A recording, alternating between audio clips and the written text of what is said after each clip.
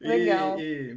Mas são assim, por falta de gerenciamento adequado do projeto, né? Sim. De lidar com as interfaces, com a multidisciplinaridade. Então, assim, muitas vezes é desafiador esse ponto aí. Eu brinco que a minha carreira como engenheiro ela acabou quando eu virei coordenador de projeto, porque antes eu dava conta eu fazia cálculo, especificação do material e etc. Quando eu virei coordenador de projeto, eu era responsável técnico pela pintura, pela soldagem, por tudo tecnicamente do projeto. O cliente enxergava só a mim na parte técnica. E aí minha vida virou um caos. Imagino. Aproveitando, né, já essa última fala sua, né, que sua vida virou um caos, eu queria saber assim, o que, que te levou, né, a sair do ambiente industrial e a entrar, né, nesse ambiente do magistério, da universidade. Então, Amanda, aí foi uma decisão, deixa eu, como é que eu posso dizer, de qualidade de vida, eu acho. Assim, eu busquei isso, na verdade, porque eu não sou de Ipatinga, né? A minha esposa também não é de Ipatinga. E a minha esposa na época era bancária, ela trabalhava num grande banco de varejo aí. E eu lembro que nessa época desses problemas todos que eu tô te contando aí, eu pensei em me demitir algumas vezes, porque estava assim, realmente muito estressante. Não que a vida de engenharia seja só isso, né? Mas em função da reestruturação de empresa e tal, estava assim, realmente difícil trabalhar lá. E nessa época, em 2015, a minha primeira filha nasceu. Então, nós estávamos no Vale do Aço. Eu trabalhando fora, a minha esposa trabalhando fora, e a nossa filha, com 5 meses, teve que ir para uma creche, né? E... Mas tudo bem, a gente ia dar conta, né?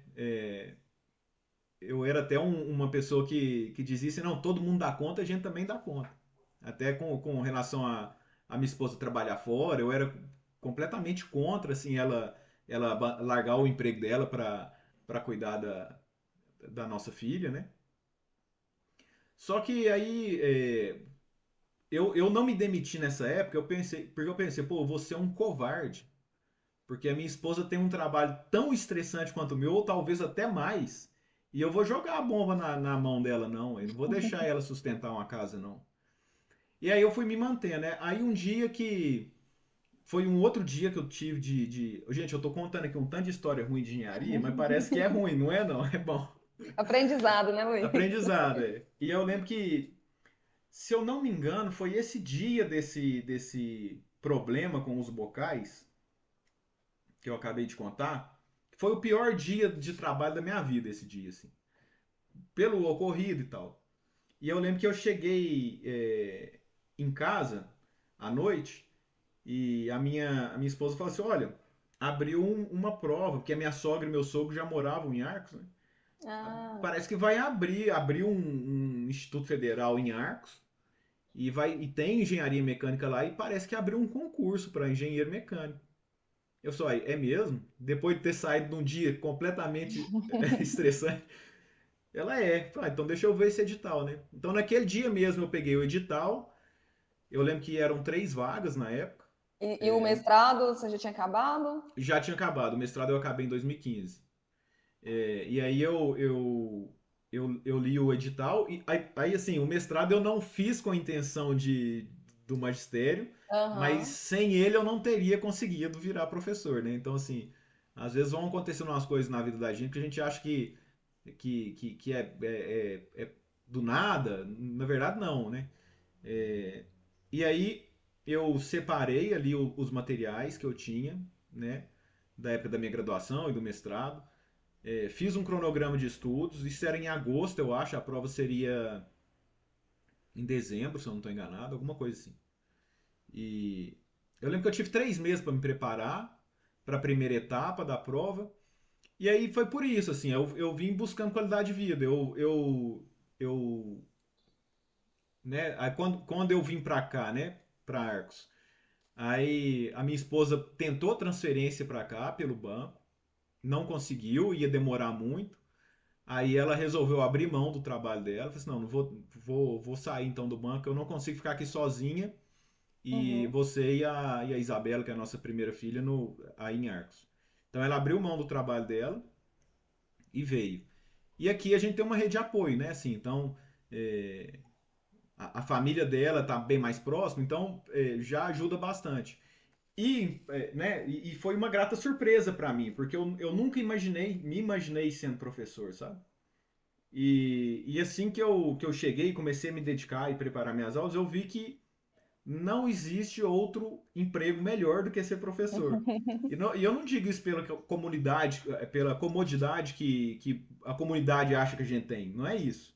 Acha, né? Acho. É pela a capacidade que a gente tem de ser parte fundamental na transformação de vida de pessoas, né? Então, eu não esqueço um dia que eu recebi uma mensagem no WhatsApp, do nada, de um ex-aluno nosso da engenharia, de um egresso nosso, e ele nunca tinha me mandado uma mensagem, né? Aí eu olhei, abri a mensagem assim, um crachá verde. Um crachá verde com o nome dele, e esse crachá verde estava escrito embaixo Petrobras. Então, é um egresso nosso que foi aprovado num concurso da Petrobras. E quando ele me mandou essa foto, ele me mandou a foto do crachá dele agradecendo.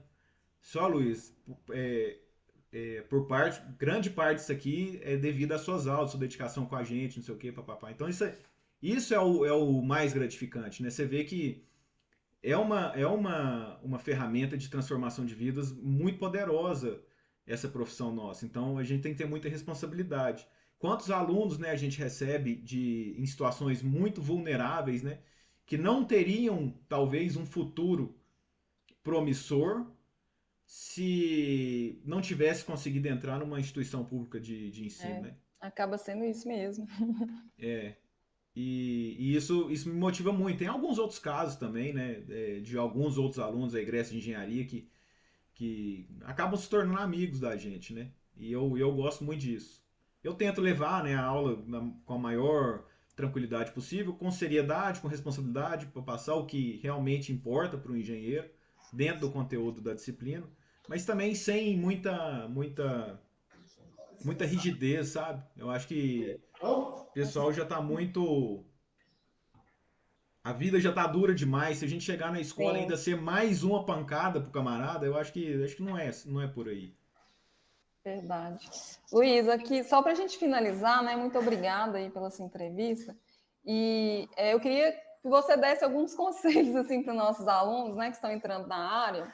Eu acho que é importante a gente entender a expectativa, né, do mercado. E eu acho que a gente está vivendo uma época de transformação tecnológica, né, muito Sim, importante. sim.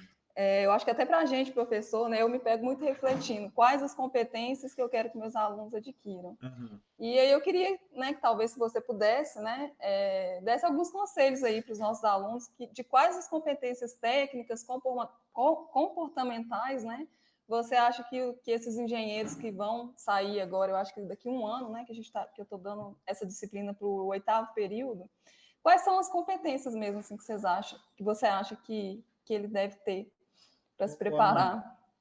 eu vou começar pelas comportamentais, porque a competência técnica, todo mundo é capaz de adquirir ela.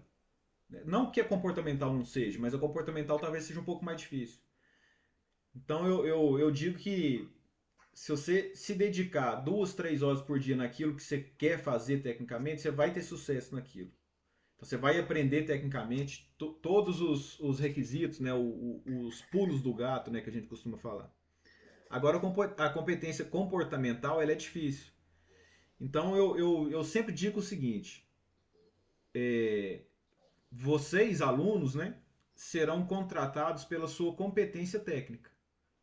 Durante a entrevista, a não ser que seja né, alguma situação muito latente de falta de algum problema comportamental, durante a entrevista você vai ser contratado pelo que você expressar tecnicamente. Então você vai ser contratado por isso, mas você não tenha dúvidas, né? Vai ser demitido pelo seu comportamento.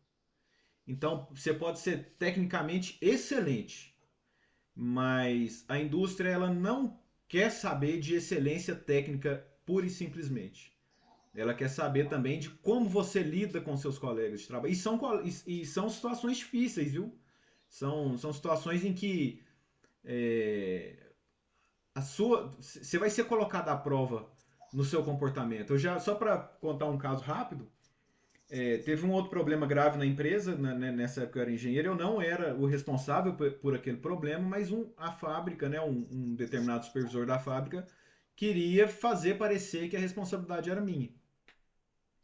E aí, numa reunião, aí eu consegui desfazer tudo aquilo, e numa reunião com esse supervisor, sentado na mesa com ele, mais uns 2 ou 3 colegas, tratando de assuntos técnicos do projeto, o supervisor falou para mim assim: Luiz, aquele dia eu virei a bazuca pro seu lado, mas não consegui te atingir. Ele falou desse jeito comigo. Eu falei assim, chamar, não vou falar o nome não, mas eu falei assim, fulano, você vai ter que se dedicar um pouquinho mais.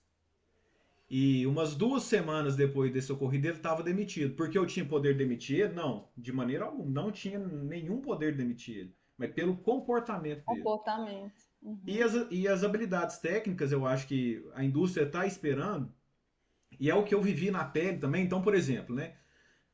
Curso de engenharia mecânica. Nós temos lá a disciplina desenho técnico computacional, por exemplo. Em um dos tais tem ali uma questão relacionada à modelagem tridimensional, modelagem 3D. E os alunos muitas vezes não se interessam por isso, né? Mas você lembra que eu falei que a empresa, quando eu cheguei, ela me tinha como engenheiro de projetos júnior, e eu júnior tinha 2 projetistas do meu lado? Quando eu saí de lá no início de 2017, porque eu fui aprovado no concurso, não existiam esses projetistas do meu lado mais, como eu disse. A gente terceirizava a engenharia. Só que você já pensou assim, o fornecedor de engenharia já me entregou o pacote que ele deveria me entregar. Aí eu preciso fazer uma mudança em alguma coisa pequena que não é responsabilidade dele. Como é que eu vou fazer? Eu vou contratar ele de novo? Então, assim, ele vai cobrar o que ele quiser, porque sabe da minha necessidade. Então, o que eu estou querendo dizer com isso é o engenheiro ele tem que saber também usar essas ferramentas. Então, por exemplo, aconteceram várias vezes que os processos, o fornecimento da engenharia terceira já tinha encerrado e a gente precisava mudar o projeto. Aí você acha que agora eu tinha os engenheiros, os projetistas do meu lado? Não tinha mais. Quem que tinha que resolver? Quem que tinha que editar o desenho? Quem que tinha que mudar o modelo 3D?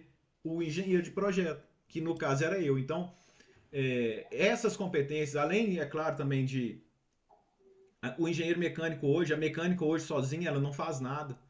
Então, é, é importantíssimo conhecer um pouquinho de programação, um pouquinho de controle e automação, né? Conhecer um pouquinho dos sensores e atuadores que existem na área, porque muitas vezes a gente fica limitado ao escopo único e exclusivamente mecânico, mas o cliente quer uma solução.